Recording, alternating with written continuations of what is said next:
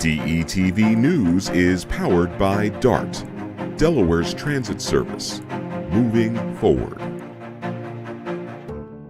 Live proudly, boldly, and with peace of mind by advocating for your health with an early cancer screening.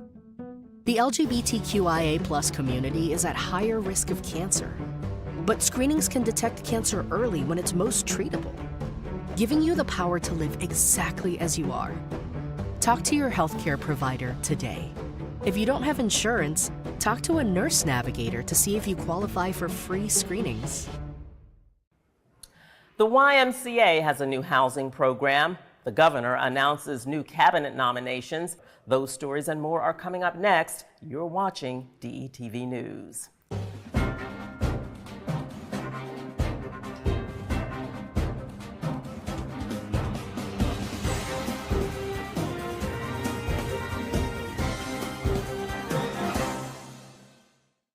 Hello and welcome to DETV News. I'm Lauren Wilson. Topping the news tonight is the bridge collapse in Philadelphia that will impact Delaware drivers who use I-95. A tanker truck fire in the Tacony section of Philly shut down 7 miles of the interstate in both directions after it caused a bridge and a portion of the road to collapse. What's that mean to you? I-95 is the main north-south highway on the East Coast from Florida through Maine to Canada. It's what thousands of drivers use, not to mention the beachgoers and those with plans to drive on the 4th of July holiday. AAA is already advising those holiday drivers to think outside of the box when making traveling plans. The bottom line, the alternative routes will be packed for months. Some Delawareans who work in Pennsylvania or beyond are hoping employers will consider allowing them to work from home. Otherwise, they're in for a long commute, even if they use public transportation. Come this weekend, beach-bound traffic is expected to be a nightmare, so pack your patience along with those beach balls. Pennsylvania Governor Josh Shapiro has already called for a disaster declaration in an effort to get federal funding for the repairs. For those who need up-to-date information on detours, my administration has just set up a website, pa.gov/I-95 updates. You can go there for regular information. I want to thank our local, state, and federal partners, as well as our partners in New Jersey and Delaware, who together with our law enforcement and first responders and community leaders are all working together constructively and methodically to address this disaster. Here at home, 4 people have been arrested by Newcastle County Police following a multi-week drug investigation. Police say 62-year-old Donald Nave was selling large amounts of crystal meth throughout the county. A search warrant at 2 homes in Newcastle, one on Stanton Avenue and the other on Fraser Avenue, led to the arrest. 21-year-old Michael Bailey was among those arrested in the drug bust, along with 44-year-old Serena Ringel and 21-year-old Jonelle Harrison. Investigators found 212 grams of crystal meth, 3 firearms and ammunition, along with other pills. And Delaware State Police are investigating an armed robbery of a convenience store. It happened Monday morning at the Wawa located at 1750 Capitol Trail in Newark. Police say a male suspect entered the store around 2:30 in the morning and asked for the store manager. He then displayed a handgun and demanded cash. The manager complied and the man fled from the scene. 3 employers and 1 customer were in the store at the time, but no one was hurt. Investigators are now looking at surveillance video. Anyone with information is asked to call Delaware State Police. A 37-year-old man was shot by Dover police on Sunday. It happened shortly after 8:30 p.m. when police were called for a trespassing complaint in the 400 block of Sussex Avenue. Officers were told a woman there was refusing to leave the home. According to investigators, the adult female and another male were having a dispute. The man had a handgun and reportedly fired it in the middle of the block. Police did not say if the man pointed the gun at them, but he was shot by a police officer and taken to a nearby hospital in critical condition. The investigation continues. And a Sunday night fire kept volunteers with the Mill Creek Fire Company busy. Fire damaged a home in Dunlinden Acres. Flames broke out around 10:30 p.m. They were shooting out of the second-story home when firefighters arrived. The home on Hutchinson Road is just off of Kirkwood Highway, where the Mill Creek Fire Company is located, so firefighters got there pretty quickly.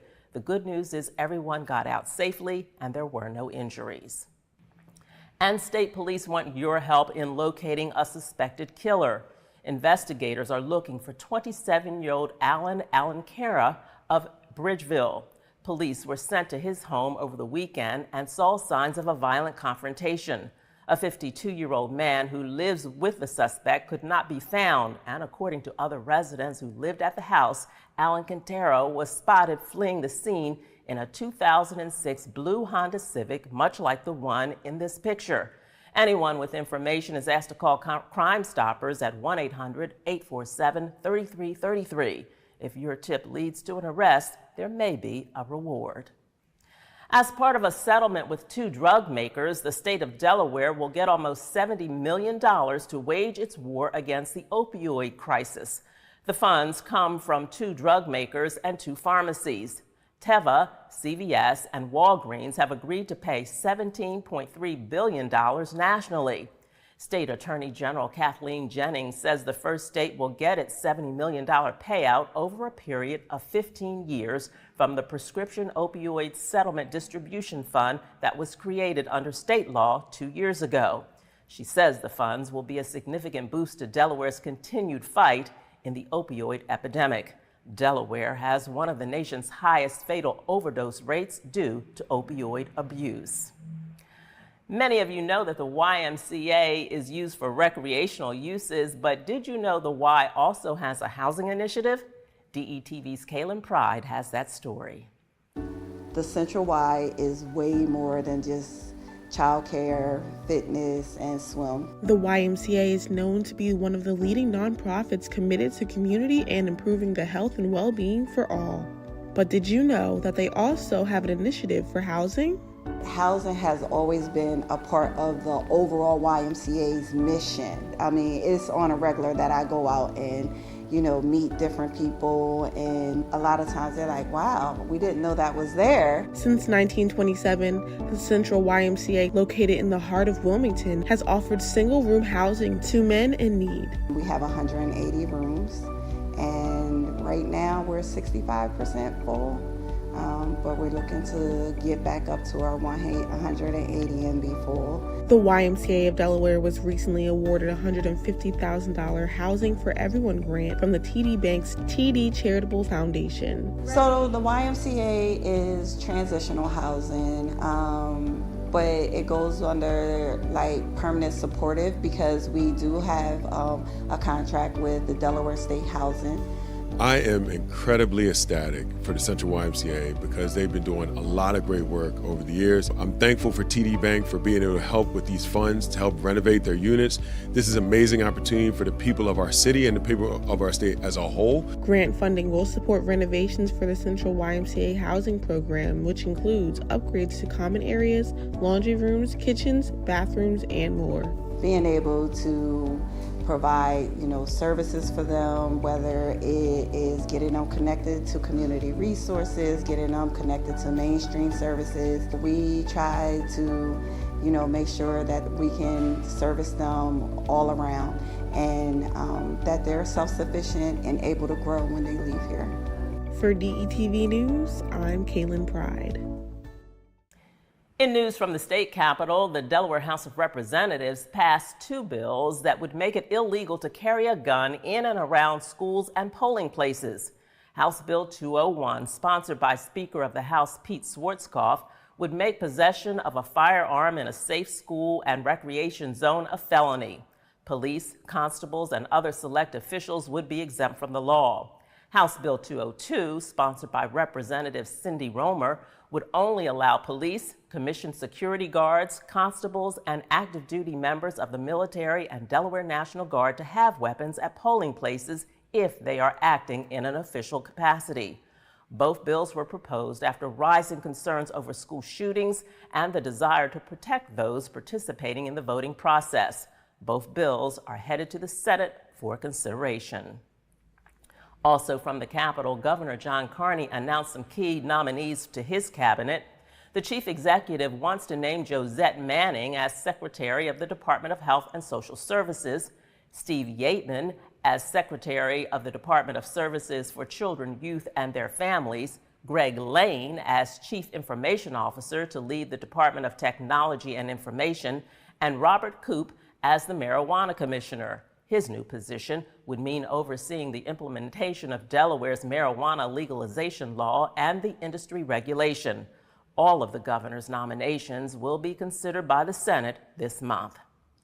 And researchers from the University of Delaware could be credited with ridding the mid-Atlantic coast from the lanternfly infestation. One of the reasons controlling the lanternfly population has been so challenging is because the insect has no known predators in America.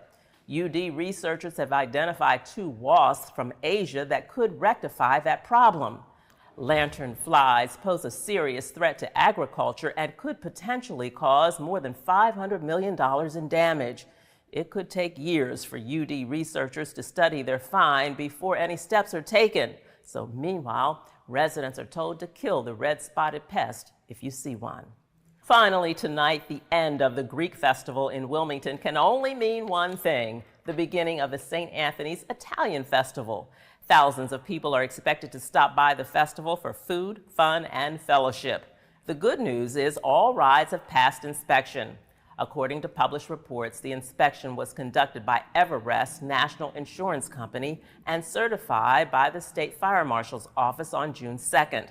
A different company operated the rides at the St. John the Beloved Church Carnival. 20 people there got trapped on a malfunctioning zipper ride for hours last week. Firefighters were called to rescue the riders by using aerial platforms. Fortunately, no one was hurt. The Italian festival, with its carnival rides, ethnic food, and lots of entertainment, will be open every day until Sunday. And just like the Greek festival, it's a local tradition many just don't want to miss. That's going to do it for this edition of DETV News. I'm Lauren Wilson. Thanks for watching, and be sure to check us out on all social media platforms and to hit that like and share button. Matt Ford will be here with the next update. Until then, take care.